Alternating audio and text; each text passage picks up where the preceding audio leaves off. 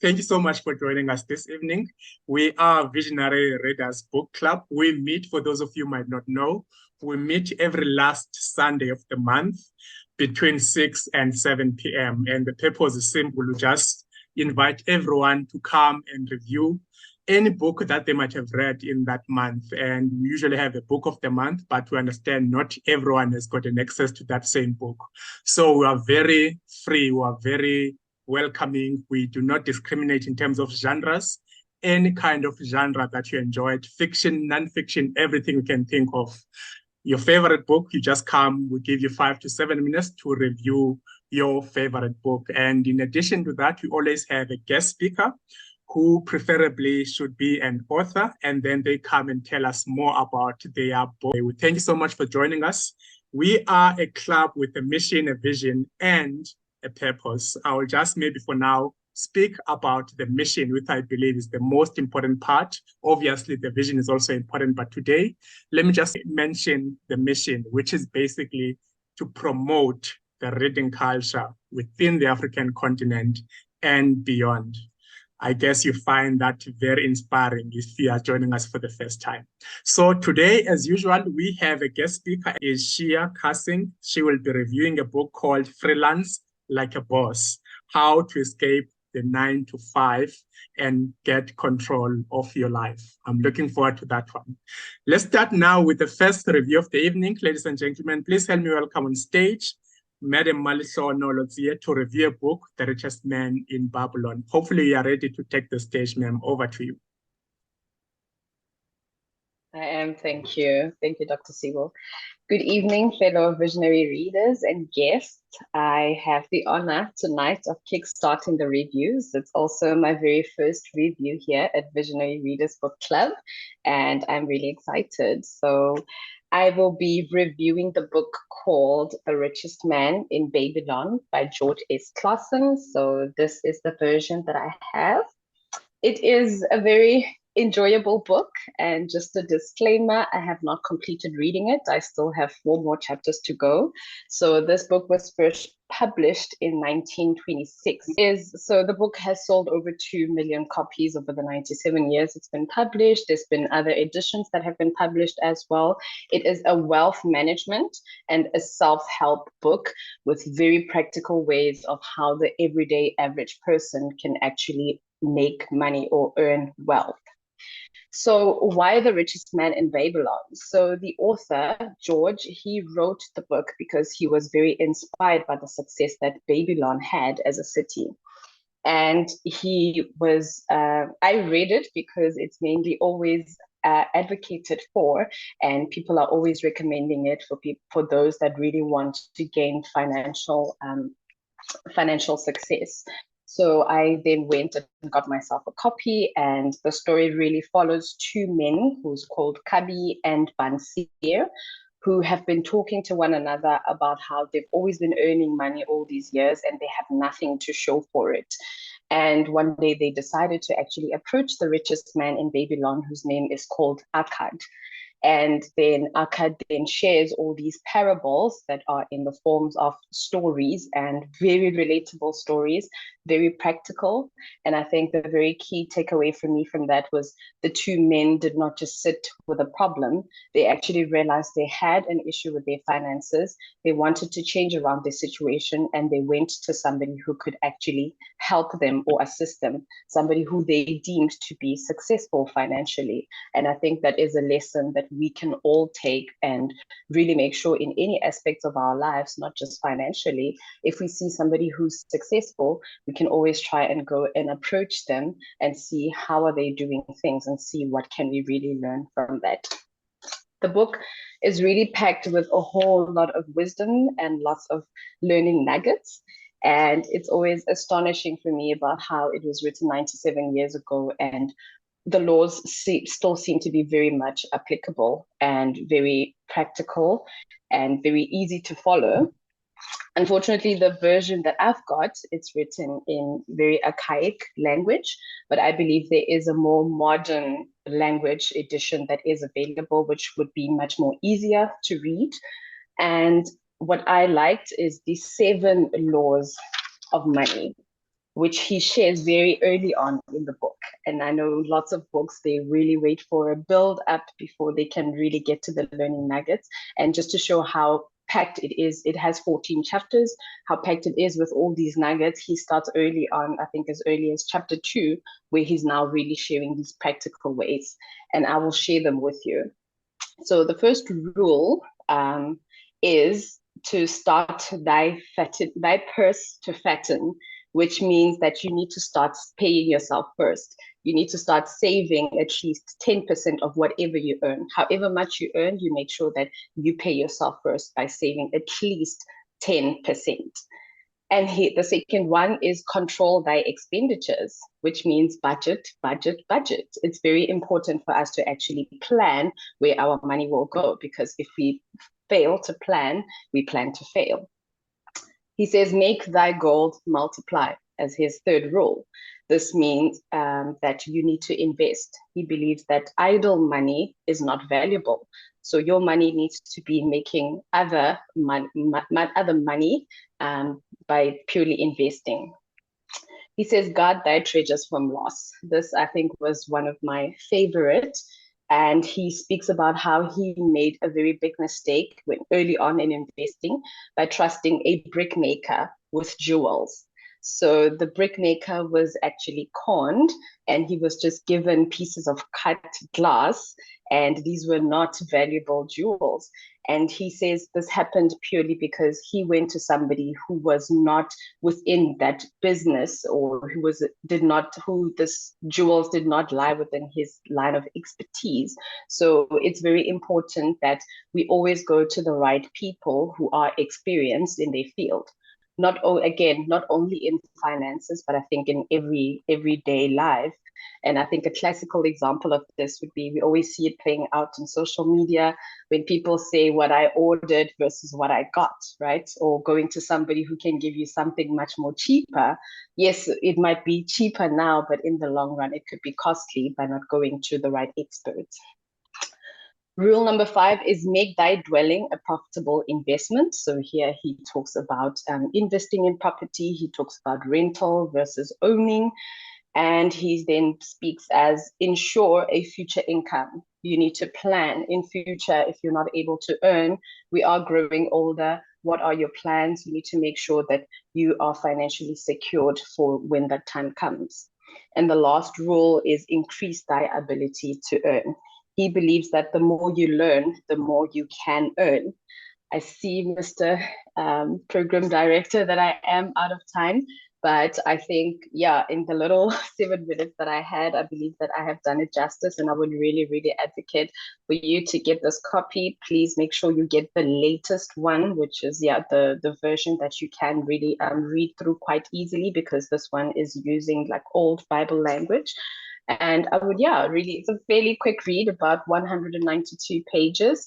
It depends on how quickly you want to read it, but I would really advocate for taking it at least one chapter at a time, and give yourself enough time to really assess your finances and make sure you apply whatever is applicable for you. Thank you so much.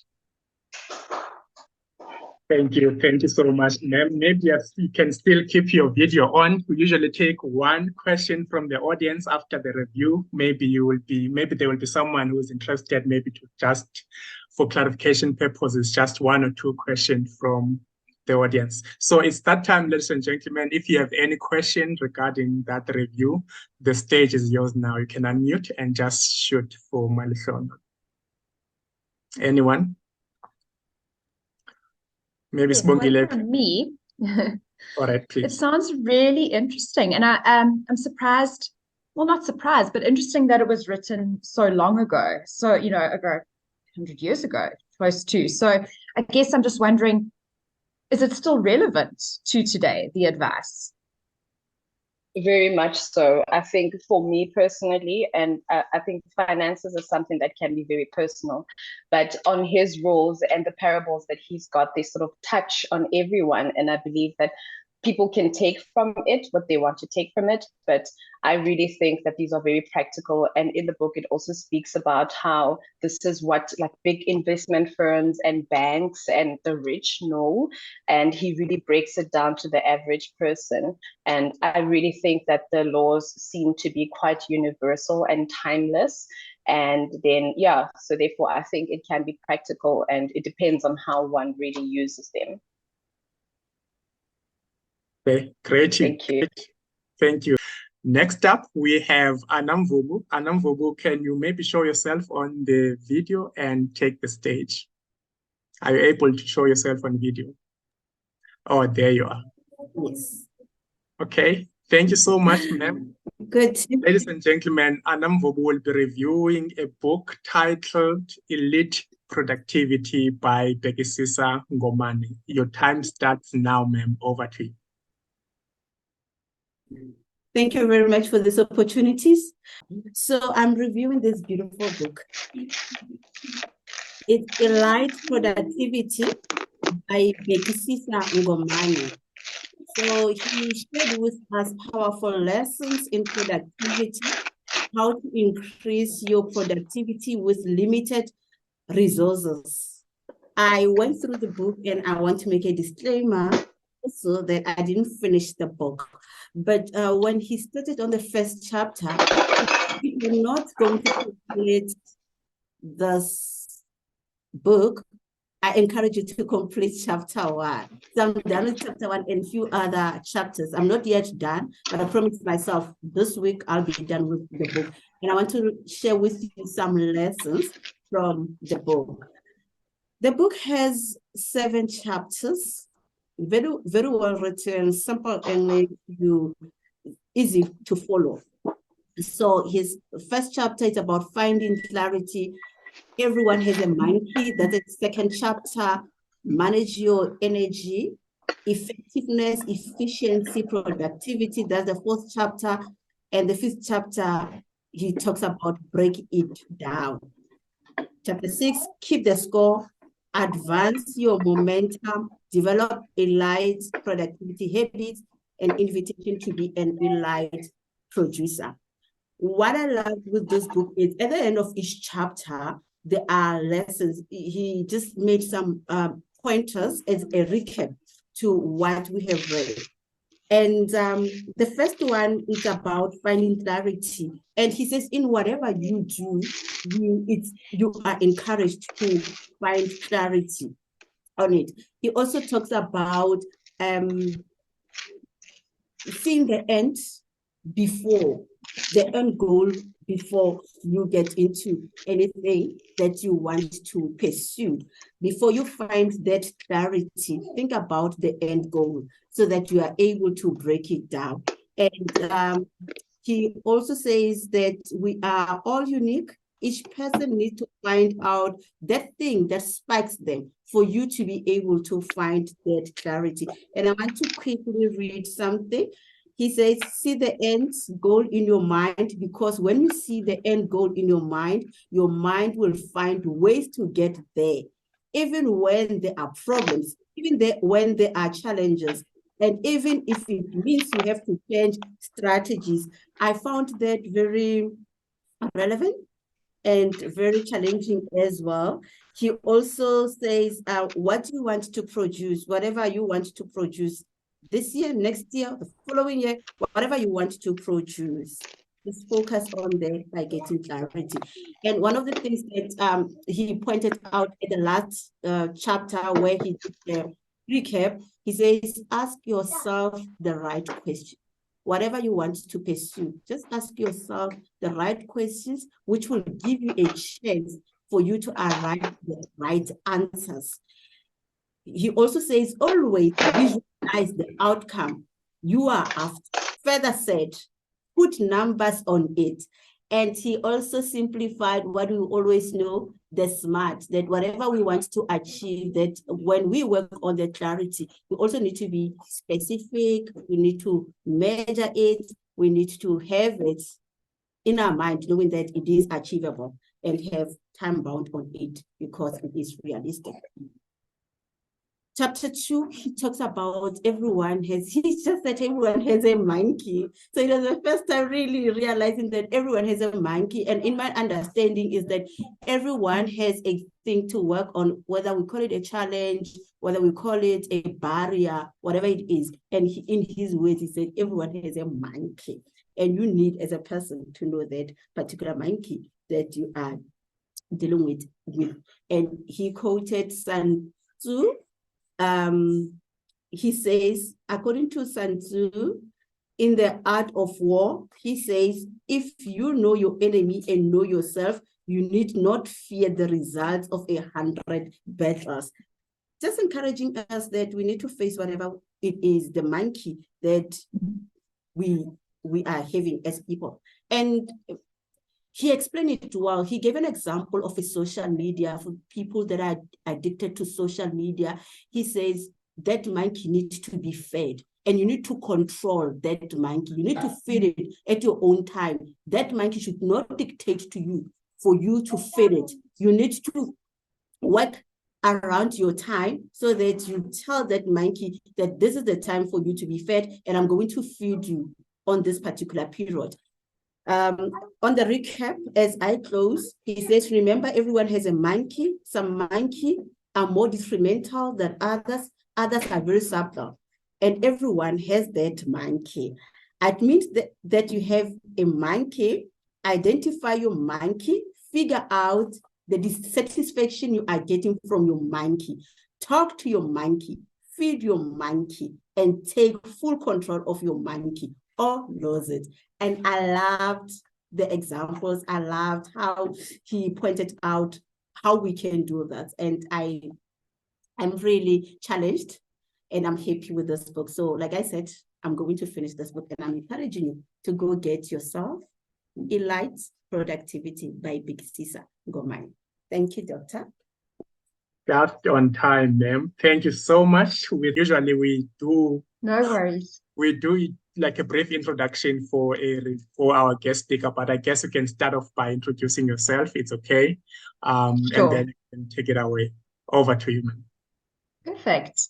Okay, well, thank you so much for having me today to your book club. Really, excited to be part of it and to be able to chat to all of you today. So my name is Shea, and I'm a freelance writer, and I live in KZN.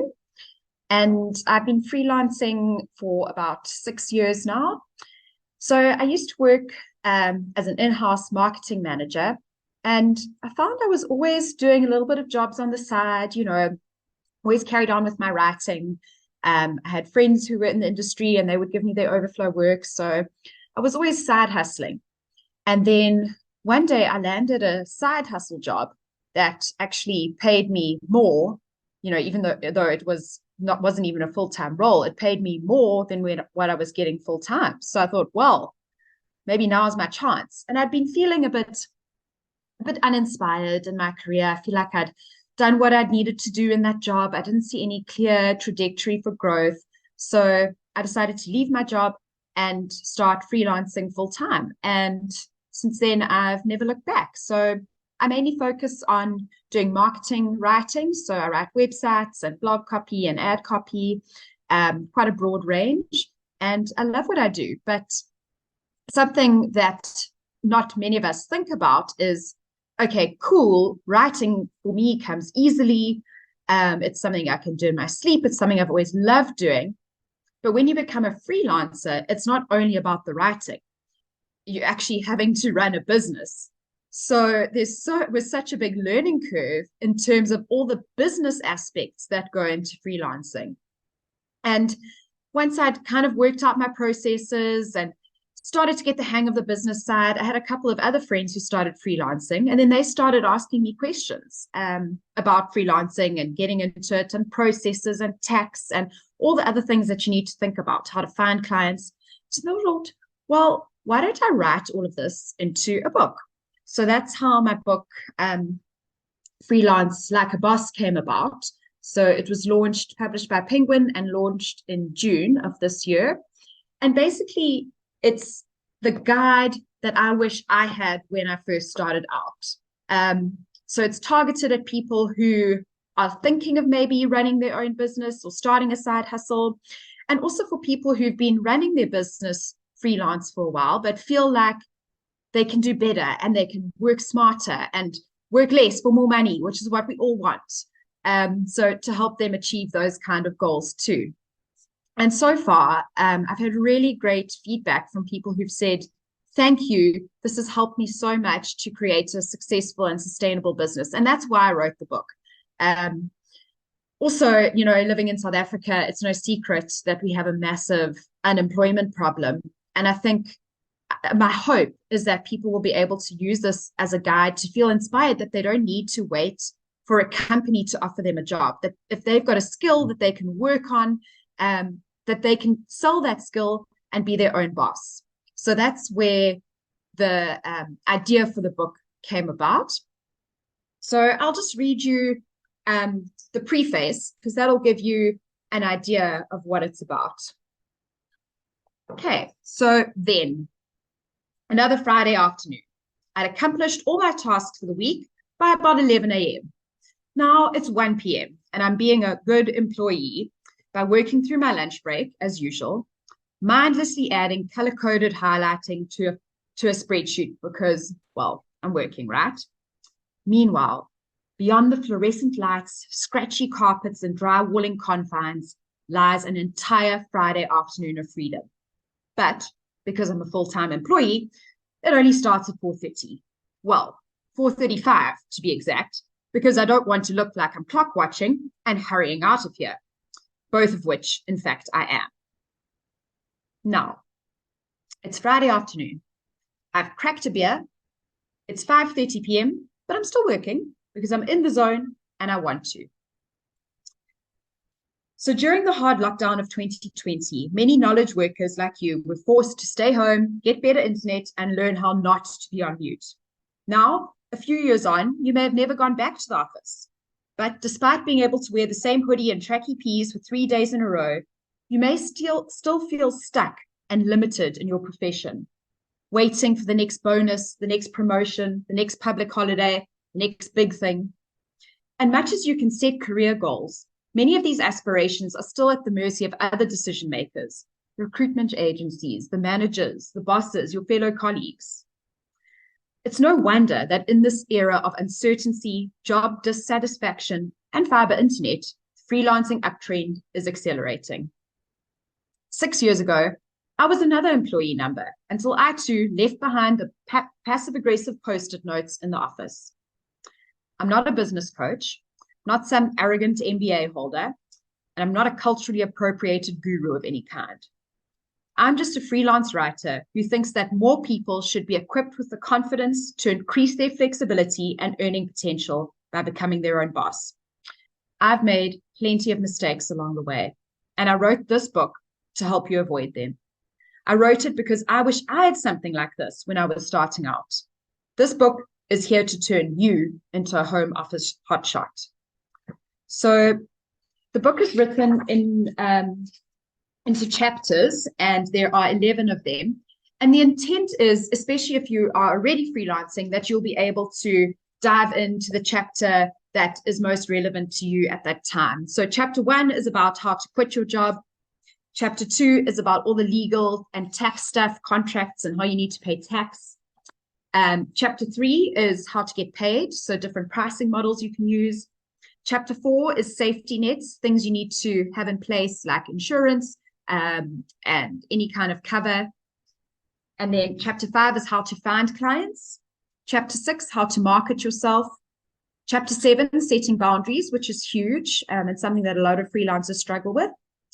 Chapter 8 is about taking control of your time and preventing burnout, which is why I really want to read the book that Anna mentioned, because I'm always looking for ways to be more productive so I can spend time doing the stuff I enjoy and less time on the stuff I'm not that interested in.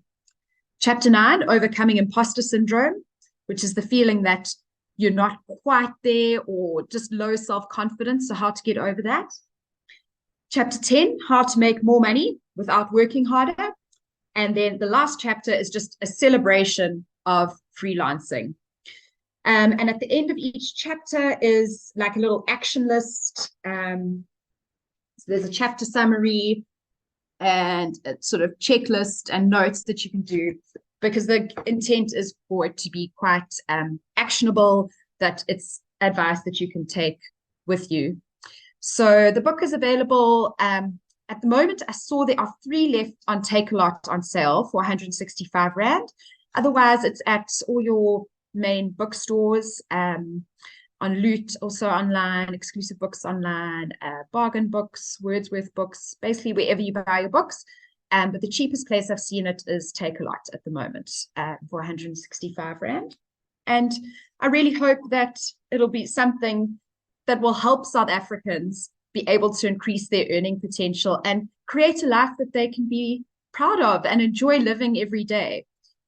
Especially because, you know, with the internet, overseas opportunities are available to us too. So to be able to take advantage of those. So I think that's all from me, unless anyone has any questions. All right. Thank you so much, Shea. I see there's a hand up already. My brother Andrea, so the stage is yours. Over to you. Good afternoon. Thank you, Dr. Mgorozele. Shea, I got your LinkedIn request. Accepted it. Great stuff. My question is simple. I think freelancing doesn't create stability of income from the examples I've seen in South Africa. So that's the context of my question. And my question is, how does one help in the freelancing game to spot the opportunities to give you some predictability on the income side? Because the opportunities are wild and there's many of them, but they're not sustainable in terms of their ability to provide the income. And in some cases, opportunities kill freelancers. What's your thoughts on the sustainability side, on the income side? So, of course, I've got a daughter in this room that's a freelancer, and I'm hoping your wisdom will rub off on this one question, and hopefully she'll answer some of her own. Thank you, Shea. Sure.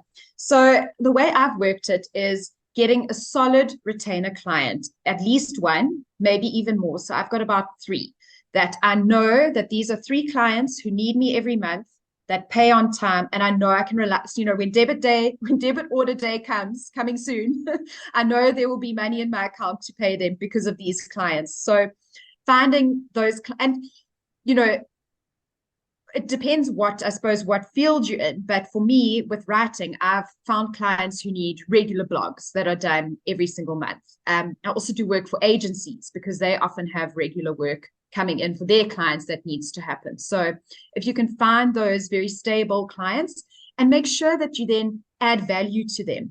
So, you know, look for upsell opportunities. So let's say you are writing blogs for them and you notice your website copy looks like it could use a bit of a tweak. You know, then you can, if you have already proven your services in one side, you can upsell and do a little more for them. So my goal is to sort of make myself indispensable to my clients so that they know that they can always rely on me. I always deliver on time.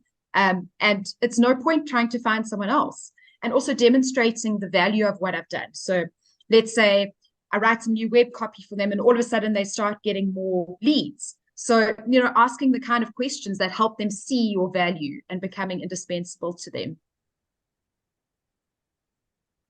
Okay, thank you so much. I hope my brother Andre, you are satisfied with that. But I think now we still have more time to allow more questions. I just got a message from Sophie. She won't be able to do her review due to technical challenges. So, ladies and gentlemen, you're more than welcome. If you have a question, you can raise your hand and shoot your question. It could be maybe for any of the previous reviewers. We had Anna previously and Malay, so it's okay if you have thought through your questions.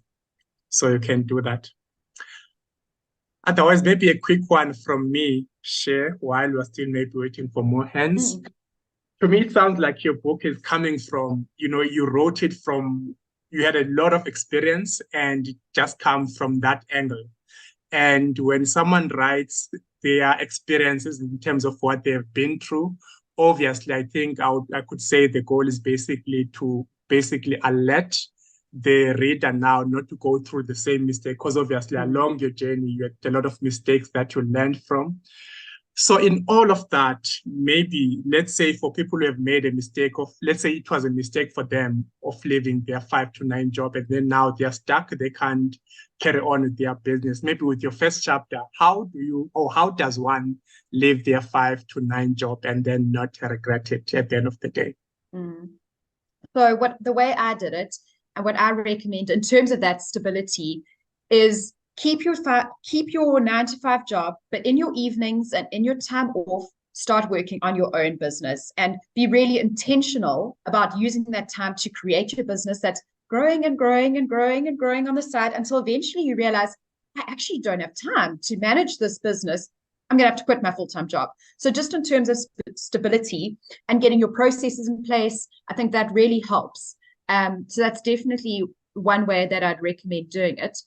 Also, if you can afford to just put a little bit of money away so that if you need, after you've quit, if there's a bit of an income gap, that you're able to cover that with some savings from your full-time job. And then when you are ready to quit, don't burn bridges, because what actually happened for me is my employer became my client, because I said to them, look, I'm going out on my own.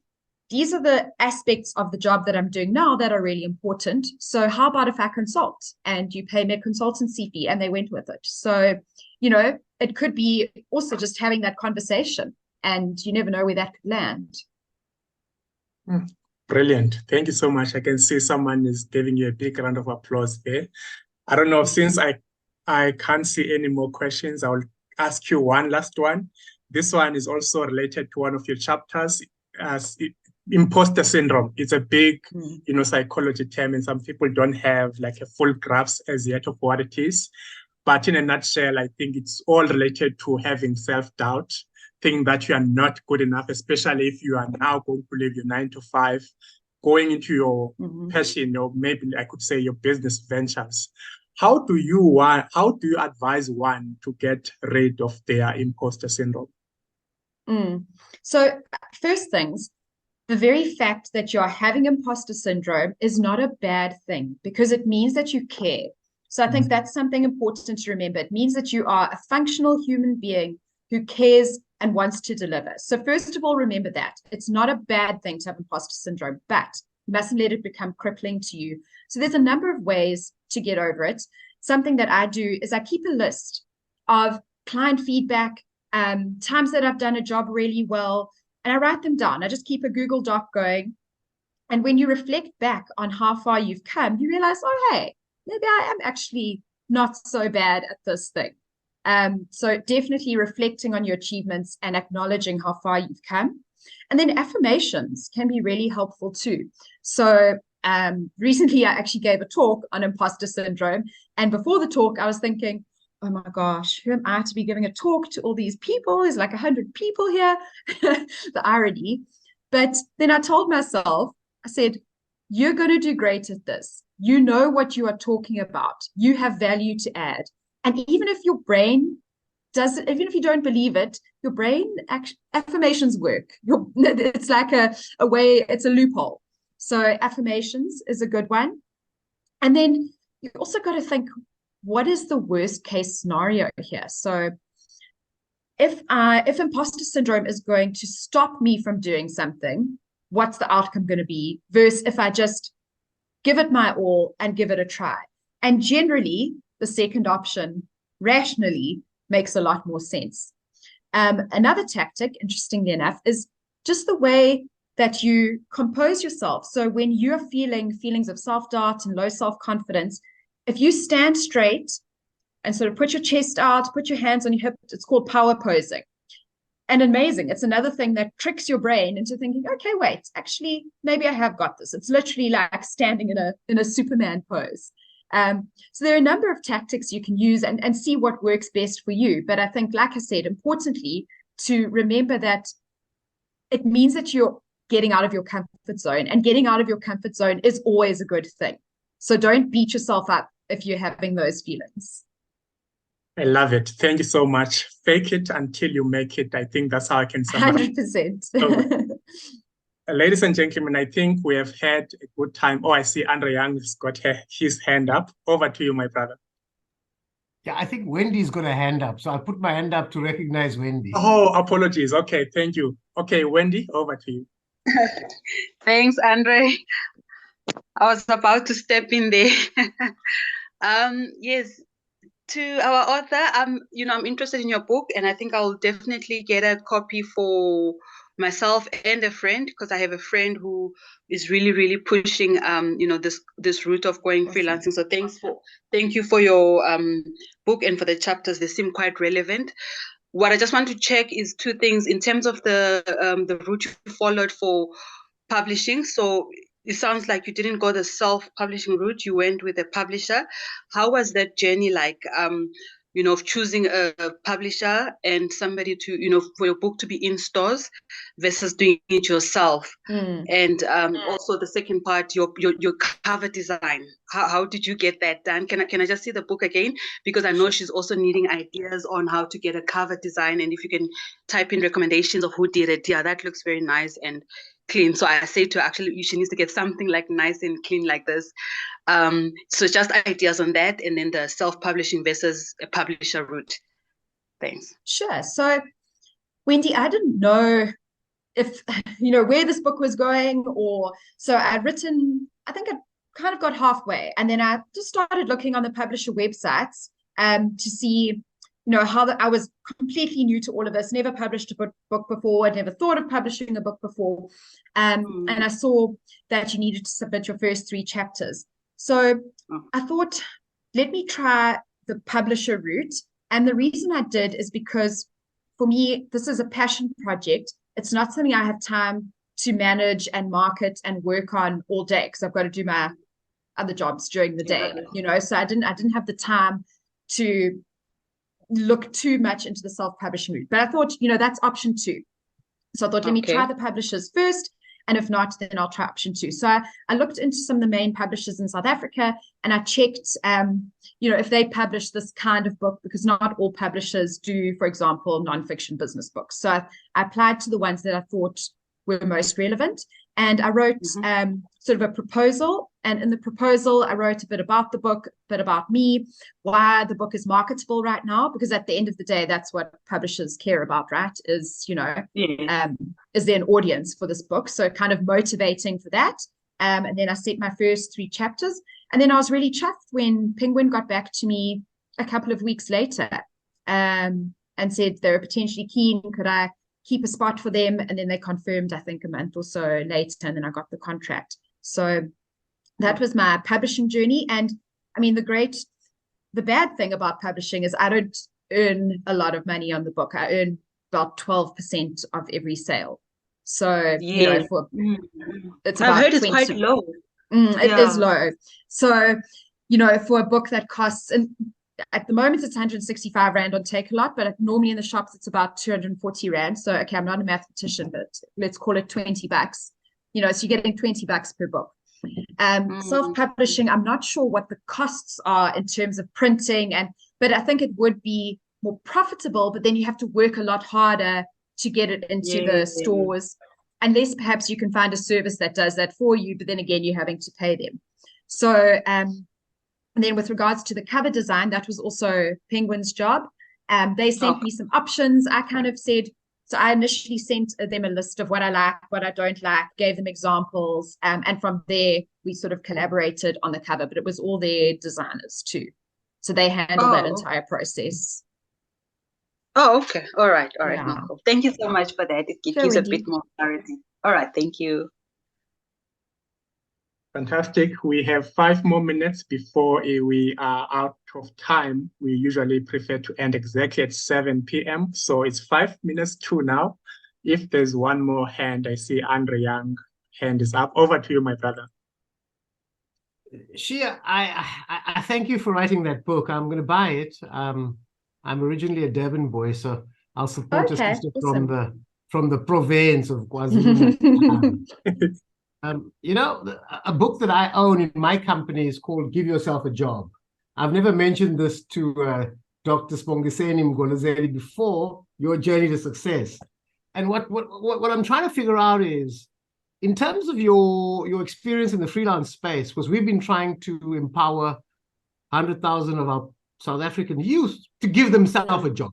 You know what I'm saying? Before freelancing, I tried to make sure that the language didn't require any translation. Give yourself a job. You know what I'm saying? So what I'm trying to figure out is, one, when I look at the centralization pattern in the South African economy of our corporates and jobs, and now you're trying to promote this decentralization game, the question I posted in the chat was, do you have any tips for how to change that pattern of centralization to decentralization for freelancers?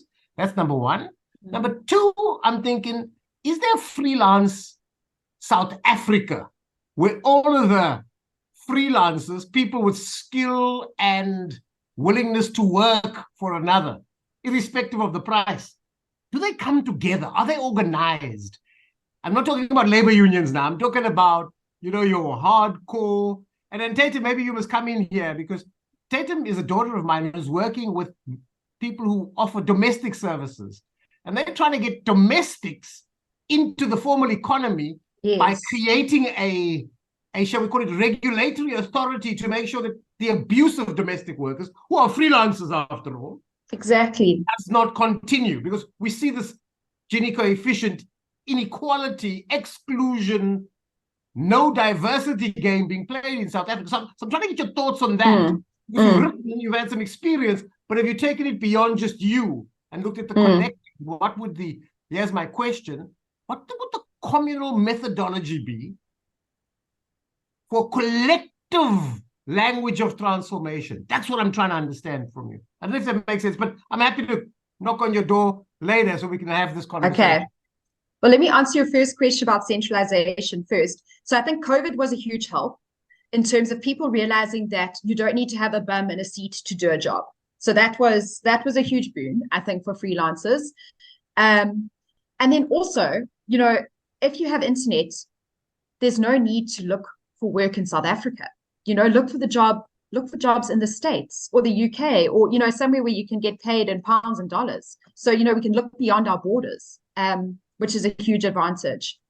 And then, so there is SAFREA, which is South African Freelancers Association. I don't know if you've heard of them.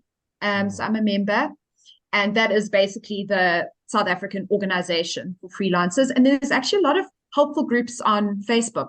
Freelance South Africa, there's about 40,000 members. That's a really good one. And then I'd love to chat to Tatum, because actually what I've been noodling in my mind is thinking of a version of the book that I can write for domestic workers, because a lot of the concepts apply, about taking control of your career, because it's, nowadays, not many people can afford to have a domestic worker, for a whole week, or, you pay them a salary, everyone's got a day here, hours there, whatever. So there was actually something that I was quite keen to do, was just take some of the knowledge and put it into something that would be applicable to domestic workers. So that really, spoke to me. So I'd love to chat. And